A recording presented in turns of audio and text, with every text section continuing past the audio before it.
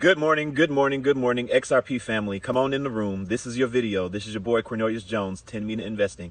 And oh boy, do we have a major update, major update. I haven't really been hearing a lot of people talk about where we are legislative-wise when it comes to the Clarity Act in the Senate. As everyone knows, we're waiting for that Clarity Act to get pushed through so that it can get to Trump's desk so that we can get to utility season.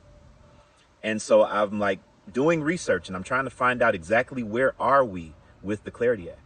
But right before we get into things, people, you have to find out about Cryptex if you haven't already. You need to understand how smart contracts can work in your favor to pay you $22,000 in 2 years per $100 contract you purchase, or $35,000 in 3 years per contract you purchase. All contracts cost $100. The only difference is the maturity dates. The longer it takes for your contract to mature, the more money you make. Like in 5 years, per contract, $471,000. Imagine purchasing 3 contracts and having, you're a millionaire in 5 years because you spent $300. How many times have you wasted $300 in your life, right? Ladies and gentlemen, in order to make an informed decision, you have to be informed.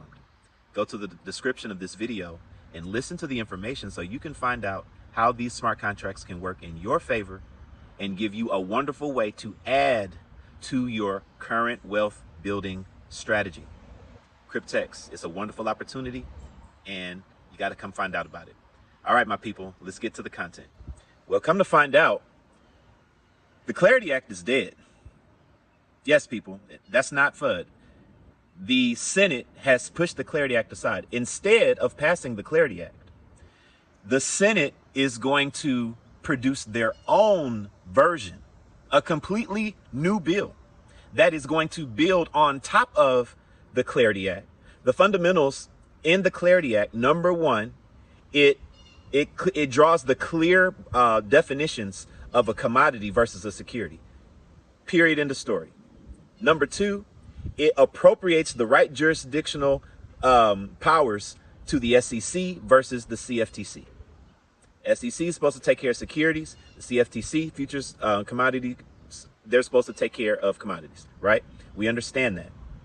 However, the Senate, instead of passing the Clarity Act, what they are now doing is in a completely new bill that is called the Responsible Innovation what is it called? Responsible Financial Innovation Act. That's what it's called. The Responsible Financial Innovation Act that is going to build upon those core principles in the Clarity Act, but they're going to be adding some other things to it as well. And one thing that from my research is going to have a lot to do with regulations for developers, right? So what does this mean? Well, here's what it means. What it means is after the Senate finishes this bill, because they're not even done with the bill, they're still writing it.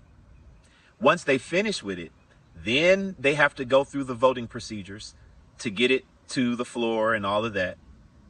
And once they pass it, it's going to have to go to the House, because it's not the Clarity Act. A bill has to go to both. It'll have to pass the Senate, then go to the House, and hopefully the House will just pass it through, just like they did the Genius Act that they received from the Senate. They just passed it through, and then it will get to Trump's desk. But there's one little problem. You see, the Senate is not ready to focus on this right now. There's something else that they are currently debating and going through that has their attention, and that's the spending plan. They are in current negotiations and arguments and disagreements over this spending plan.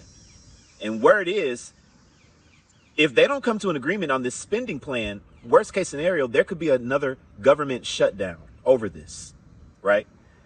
So we're not going to even get to the crypto stuff until they can figure out the spending plan. Then they're going to put their all into this new bill that they're working on, the Financial Innovation Act. So realistically now, understanding they still have to write the bill, they still have to pass it, and they're not even going to get really, they're working hard on it for real, until they can get this spending plan done. How long is that going to take? Ladies and gentlemen, I have been saying for the past at least 2-3 months that utility is going to start in October, November at the latest. I've been saying that consistently. Why have I been saying that? Because it was my understanding that that's when the Clarity Act should be signed by Donald Trump. The birds are amening me right now. Well, recent developments show that that's not going to be the case. Senator Loomis is expecting best case scenario that this is done before the end of the year, which means November, December. November, December.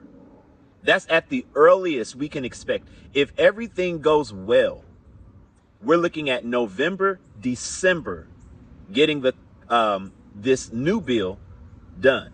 It's not going to be the Clarity Act going to Donald Trump's desk. That's the news, people. The Clarity Act is not going to Donald Trump's desk. It's going to be another bill the Senate is working on right now. The Responsible Financial Innovation Act. The Responsible Financial Innovation Act. That's the bill. That's the bill. So if things are really nasty with the spending bill, and you have to understand, there's a lot of negotiation that has to go through with the Senate because they don't want the House they're going to want the House to pass their bill through. So there's going to have to be a lot of careful planning to make sure all the negotiations are there, to make sure they know this is going to be able to be a bipartisan bill. It's going to take time, people. It's going to take time. Worst case scenario, we may not get this thing done till sometime first quarter 2026. And what I'm reading is they're saying early 2026. What's early? January or March? I say March. March. By March 2026, worst case scenario. That's how long we're taking. That's how long we're looking. In the meantime, great. The ETFs will be coming out. That's great. Right?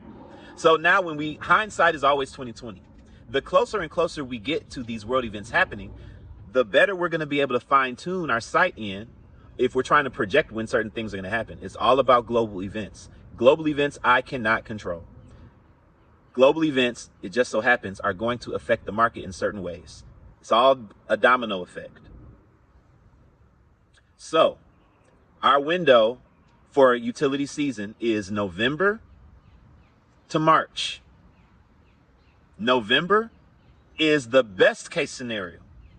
March is the worst case scenario. Somewhere in between, there we go. That's utility season, people. That's utility season. That doesn't mean XRP can't go to any price before then. I'm just saying I don't expect any 5-digit price for XRP until we get to utility season. And I'm not saying that's going to happen on day one of utility season. I'm saying whenever we do get to that number, it's going to be because we were in utility season and utility season brought it to that point. 2027, people, we're going to be wealthy. I believe XRP will be at $10,000 at some point in 2027. We're looking real good for that. We're going to see what happens with this Responsible Financial Innovation Act. We're going to keep our eyes on it. But right now, we got to look at the spending bill and hope they get that done, because that's in the way. The spending bill is in the way of them working on the progress for the Responsible Financial Innovation Act. So we have to hope that they've passed the spending bill, get that done quickly so that they can move to the next thing and get it done, man. Got to get it done. So we have more time to accumulate. Hooray. As XRP continues to dip below that $3 level. We're at that low $3 level that I anticipate is going to be there for some time until we get to the ETF approvals that are coming mid to late October. Once we get to the ETFs, XRP, I don't expect to go too high, right? I mean, I expect it to go up, but somewhere between, probably at least $5. Not right in October, but between October and November, maybe December, based on the ETFs, I expect to see it go from $3 to $5. We'll see. That's a very conservative view. Bullish view, hey, it can go to $10. Why not? Especially if Jerome Powell keep cutting rates, right? Even without utility, speculation can take XRP to certain heights if we're talking about institutional speculation. We're at a good place for that with XRP. It's just that in the grand scheme of things, that's not what I'm hoping on. That's not what I'm most excited about. What I'm most excited about is XRP's position and role that it plays in this new financial system. A financial system that rules and regulations are currently being written so that it can thrive on it. Can't control when they write these regulations. All I can do is report the news, right? So your viewpoint on this news is going to be disappointing or positive based on your perception, based on your perspective. I'm not going to lie and say I don't have any disappointment for the hope of utility season this year. I'm a little like, I was really hoping for that strong November, but I'm like, it may not be in November, and I'm okay with that. And I accept it. That's how I feel about it. On the other hand, knowing the XRP that I still want to accumulate, I'm taking a deep breath. Whew, okay, I got some more time. That's how I feel. It's like, okay, I got a little bit more time, right? Now, when these ETFs kick in, we'll see how expensive XRP gets then. But at least I got some time before it just gets way too pricey, right? Because even a $4 or $5 XRP is worth accumulating when you know where it's going. That's a steal. You got to think about XRP like it's Bitcoin. Imagine you were buying Bitcoin at the current XRP prices. You would be gobbling it up if you knew it was going to raise to this 5-digit, 6-digit price. Yes, it's 6 digits, right? 6-digit price within however long. So XRP is a wonderful, wonderful investment. And you need to be holding it because it's the system that the banks are going to be using for yield. The largest institutions in the world who will be controlling the system once the market runs out of XRP, they're going to be earning yield natively on the XRP ledger. That's what the biggest institutions are going to be able to do.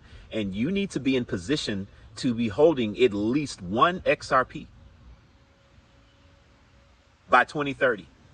After the years of 2030, you need to be holding at least one XRP so that you can earn yield off of it directly, natively on the XRP ledger, which I anticipate will be somewhere around 20% yield annually. Imagine one XRP is $500,000 and you're making a 20% yield off of one XRP and you're making $100,000 a year passively from holding one XRP.